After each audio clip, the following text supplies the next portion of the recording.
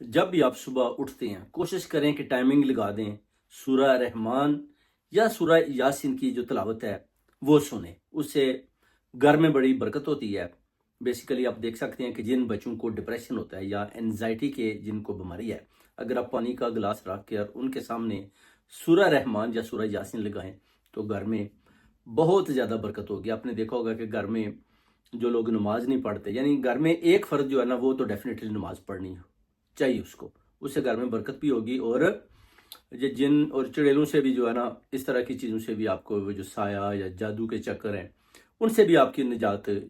ہمیشہ کے لیے چھوٹ جائے گی۔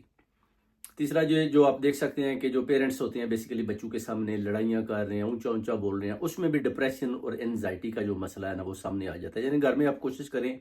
آپ دیکھیں گے کہ لوگ جو ہے نا وہ آوازیں لگاتے ہیں، اونچی اونچی آوازیں دیتے ہیں، اس پر بھی بچوں کو بڑا جو ہے نا برا اثر پڑتا ہے۔ یہ آپ نے دیکھا ہوگا کہ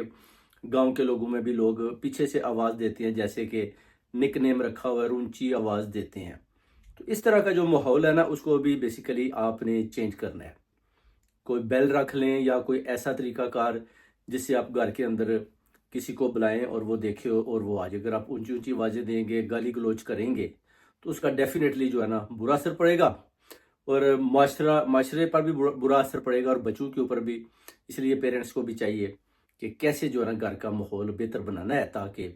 آنے والی جو جنریشن ہے ان کو پتہ چل سکے کہ ہم نے جناب اونچا نہیں بولنا، آہستہ بات کرنی ہے، اور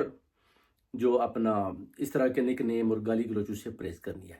تو اس طرح اگر نماز پڑھیں گے، سورہ رحمان اور سورہ یاسین کی تلاوت کریں گے یا گھر میں لگائیں گے، آپ کے کانوں میں پڑے گی صبح کے ٹائم پر، تو ڈیفینیٹلی اس سے اتنی برکت ہوگی کہ انشاءاللہ آپ کا گھر نور و نور ہو جائے گا۔